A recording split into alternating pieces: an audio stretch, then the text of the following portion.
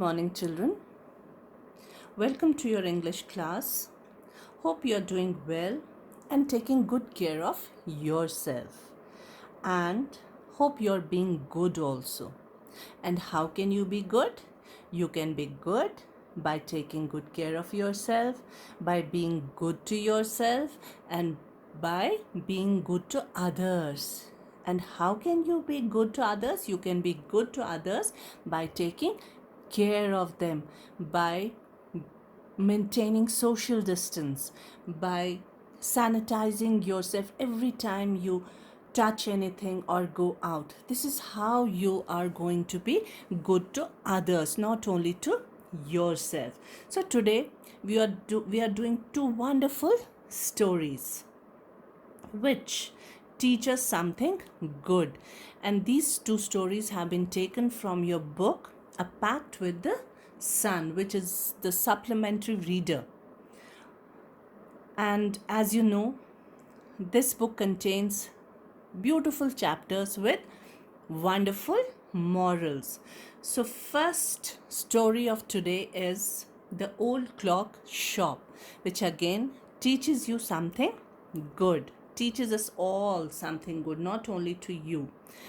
So, this story expresses how honest and correct ways can win over any situation. With these ways, even robbers can be tackled rightly, the way Mr. Ray, who is the main character in this story, not only protects himself but shows the right path to the robbers as well. It conveys the message of peace and good for all. So, as you know, Mr. Ray is the main character of this story. What happens on Christmas Eve when he is about to close his shop? Two people suddenly barge into his shop with some wrong intention. Let's read from the story what their intention was and why do they step in so suddenly at such an odd hour. Why do they do that and what intention do they have to come like that? So it's Christmas Eve and closing time for shops. It's Christmas Eve, tomorrow is Christmas, so everybody is closing shop and preparing for Christmas festival.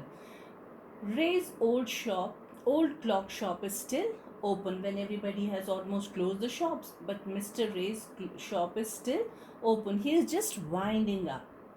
And what happens? Two shoppers call at this late hour. So suddenly, two people come inside his shop. And why do they do it at that odd hour? Let's read it. Christmas Eve had arrived. As last minute shoppers were going home, a thick white sheet of snow lay over Salt Lake City, USA. So, this story happens in Salt Lake City of the United States of America, and it is Christmas Eve, and everybody is just about to leave for home and start celebrating Christmas, and last minute shoppers were going home. And what is the situation there? A white sheet of snow has covered the whole place.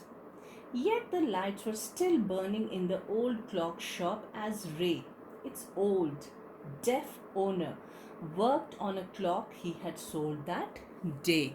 But this shop, Mr. Ray's shop, is still open and the light is still burning there, so we can say that the shop is still open. And what is he doing? And Mr. Ray, see, he's old and deaf, he can't hear, he's a specially able person.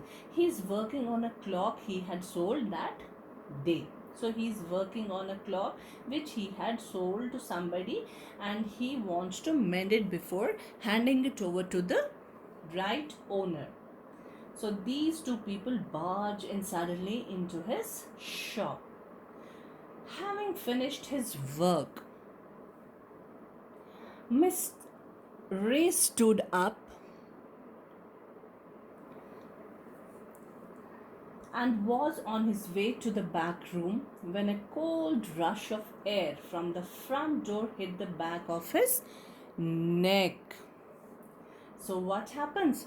Just when he had finished his work bending that old clock, he stood up and was on his way to the back room, the storeroom of his shop. He was about to enter that when he felt a cold rush of air from the front door, that somebody opened the door because it was snowing outside. It had snowed outside, but the room was still warm. So when the door opened, the cold air of outside came inside. So he could feel that somebody has entered his shop when a cold rush of air from the front door hit the back of his neck. He turned to meet a last minute shopper. So he turned to meet, he turned to see who the shopper is because he thought that it is some customer. But his old, wise eyes told him that this was not a shopper. So as soon as he looked at that person who was at the door, he was old, he was wise, so he could guess, he could sense that this is not a shopper, this is somebody else. He has not come with the intention of shopping, buying anything. He saw two men. Now they were that was not only single person, there were two men there. One in his 20s, the other closer to 50. So one person was quite young and the other was about 50, middle aged. The younger man remained at the door. So the younger one who was in his 20s, he stayed at the door only. He didn't enter the shop. The older man approached the counter with no sign of friendliness in his eyes, and the other man who was in his 50s, he came closer to Mr. Ray near the counter, and there was some air of coldness in that person, like he didn't seem quite friendly. He had no smile on his face.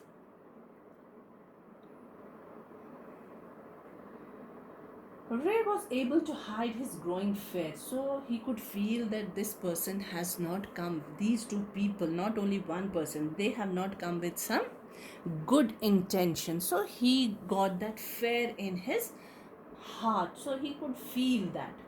He got that sense of fear in him. As he slowly pushed a notepad and a pencil across the counter. So what did he do? Because he couldn't hear. So if that shopper had told him anything, he would not have been able to hear him. So what would he do? He had kept a notepad with him and a pen, so that whoever entered his shop, whoever came to his shop, he would make them write what they wanted. So he passed that notepad to him with a gesture that he can't hear, so he can put down whatever he wanted from him. He smiled at the unfriendly face just to be calm, and he just wanted to make the air quite friendly, quite warm, because he had that fear and the other person didn't look friendly at all. So he wanted to just get rid of that unfriendliness in the air. So what did he do? He smiled at that person, then pointed to his ears just to tell him that he can't hear, and shook his head from side to side just to tell him that he can't hear anything. So whatever he has, that person, that shopper had to tell, he can write it on his notepad. A quick look of surprise changed the man's face as he studied the notepad. And when that shopper, whoever had come to his shop, when he saw the notepad, his expression changed a bit. He had come with that sort of anger on his face, unfriendliness on his face, but when he saw the notepad and when he sensed that this person can't hear, so his expression changed a little. Then turned and said something to his friend, and then turned and said something to the other person who was at the door. Ray used the chance to look closely at the man. paying attention to the shape of a gun and a restless hand in the man's right coat pocket. So Ray knew, he was wise, he was experienced, so he was quite old, so he knew about people. He recognized what kind of people they can be. Whenever he saw some people, he could just guess what kind of people they are. So similarly, when he saw this person, he could just rightly read him, that he's not a right person, that there is something dangerous about him. So Ray used the chance when was telling something to the other person, and when he studied the notepad, and when he was about to write something on that notepad, that time Ray used to study the person very closely, paying attention to the shape of a gun, and he looked at the pocket, and he could sense, he could understand that this person is carrying a gun in his pocket, and a restless hand in the man's right coat pocket. So he could feel that there is a shape of gun in that person's pocket, and his hand is just restlessly moving about in that pocket. Anger boiled within him, so he got angry also. But it was kept down by an inner voice that said, "Be still." He wrote on the notepad. He was quite angry, but then in his heart of hearts, he thought that he can't be a match to this person. He was old. He knew that he can't be a match to this person. Plus, he was carrying a gun. So the situation could have gone out of hand. So he knew it. Though he got angry, but his inner voice told him that stay calm, don't do anything which could make the other person angry, and he could even harm him. So he kept quiet. That person wrote on the notepad, "May I help you?" No, this Mr. Ray, he wrote on the notepad just to ask him how can he help him. For the first time, the older man looked directly at Ray and smiled. So this was his first time when he looked at him, directly looked at him in his eyes and smiled. A cruel, mocking smile. So that was not a friendly smile, that was a very cruel and mocking, as if उसका मजाक उड़ा रहे थे, mocking, sneering smile. They both understood why he was there, why his friend remained at the door. So he could understand why he was there. So he had not come for shopping, he had not come to buy anything from that shop. They could both understand.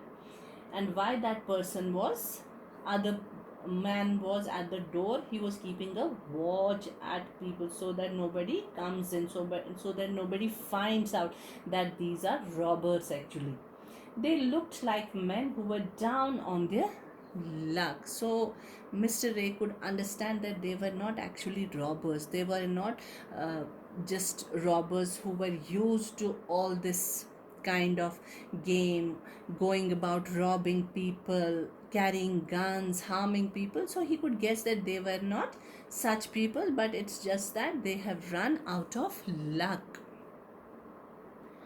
and were now ready to try something they would later be sorry about. So they were just out of luck.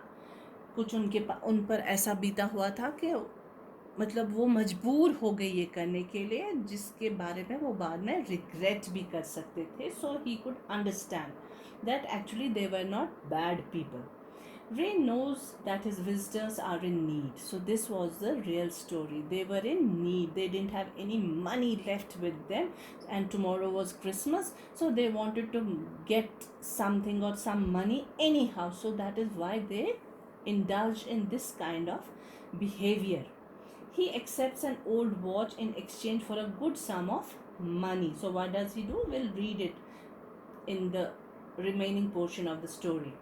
The message of peace and goodwill spreads everywhere as the old clocks chime Merry Christmas. So what happens at exactly at midnight when it is Christmas? All the clocks in the shop chime Merry Christmas. The clocks ticked on. Ray calmly wrote another message. Have you come to pick up a clock or watch. So the clocks in the shop were ticking on, moving on to 12 o'clock at night, Christmas time. So Ray again wrote on the notepad whether another message. Have you come to pick up a clock or watch? So, what was Ray doing? He was not selling new watches or clocks. He was just exchanging his old clocks or whatever. He was taking watches or clocks from people, keeping them in his shop, and giving people money in exchange for those clocks, people who were in need. So he was loaning them some money, and when those people would return that money, he would give them back their clocks. This is what he was doing. So have you come to, and he was selling old clocks to people, actually clocks and watches also, and loaning money in exchange for those their watches and clocks also. Have you come to pick up a clock or watch? So he wrote in the message, he wrote on the notepad whether that person had come to pick up a clock or a watch. Then he pointed to the loan board. See, he pointed to the loan board filled with hanging clocks and pocket watches. So he pointed out to his board, which told him, the shopper, that he could keep his watch or clock here, and in return to that watch or clock, Mr. Ray could loan him some money for some time, till the time he needs that money. So he pointed out to that loan board.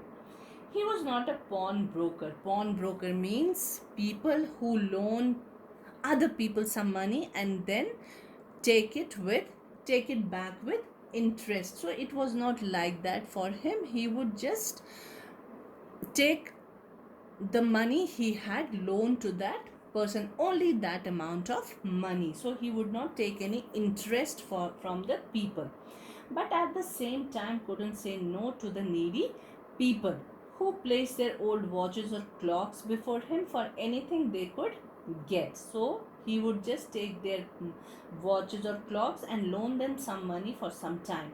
He loaned more than he should, but and his goodness was that he was loaning more money as per the requirement of that person. So that was not the exact cost of that watch, or that was not the exact amount he could loan, but then he used to go out of his way to help people. They would be there when the owners wanted them back, and he would keep those watches or clocks on that board till the owners came back and took them back after returning the money to Mr. Ray at the same price he had paid, with no interest. Then the older man seemed to feel a little easier, took out his hand from his pocket and quickly looked at the watch on his wrist. When Mr. Ray told him about that, not told him, he couldn't, he just pointed out to his loan board, and this man could understand what he was trying to tell him. So his expression became a little friendlier. He began to feel a little easy. He took out his hand from the pocket where he was fiddling with that gun and quickly looked at the watch on his wrist and asked him, "How much will you give me for this?" The man wrote. Ray noticed a little shame in the grey eyes looking at him. Now Ray could see that this person is actually ashamed of his action. This is why I told you that he was not a bad person. He was not used to robbing people. They were not used to robbing people, but then their situation had come to such an extent that they had to resort to robbing and all. So actually they were not bad people. The watch was nothing special and yet had great powers. So that watch was just an ordinary watch, but it had great power. What kind of power it had? It was something to exchange. What power it had? That it had the power to exchange a way out of a bad situation. It could take out a person from a bad situation. This person who had come with the intention of robbing Mr. Ray, he had come with this intention, and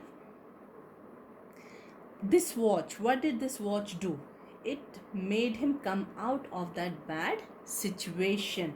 So this this was the power that this watch had.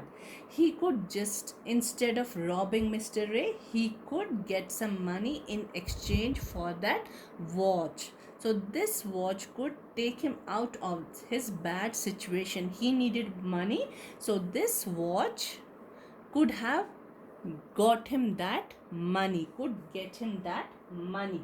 So it had that kind of power. Knowing that great need had brought the man to his shop in the first place, Ray asked. So Ray could understand that it was not that this person was bad, but he had chosen a bad way. He was actually in need of money. How much do you need for it? So he asked him how much he needed for the watch. The reply came back on the notepad, whatever it is worth. So he told him, whatever you can give in exchange for this watch, please give me that. Ray reached into his cash box, pulled out a $50 note and passed it into the man's hand. So what did he do? He pulled out a $50 note, and $50 note was quite a sum at that time, and he gave it to the man. As they shook hands, Ray looked into the man's eyes. They seemed to say thank you. And as he handed over the money to him, he looked in the eyes of that man and could understand that they wanted. He was extremely grateful to Mr. Ray that he gave him that amount of money, which could have been sufficient for his needs. They both knew the watch wasn't worth that much, and they both knew that this watch wasn't that much of worth. Before turning to leave, the man wrote, I will be back to pick it up as soon as I can. Merry Christmas. So he wrote on that notepad that whenever I have money, I'll come to take my watch back, and wished him Merry Christmas. The little story ended on the half hour, with the clock striking all together. So the story ended at half hour, as it was 11:30, with the clock striking all together.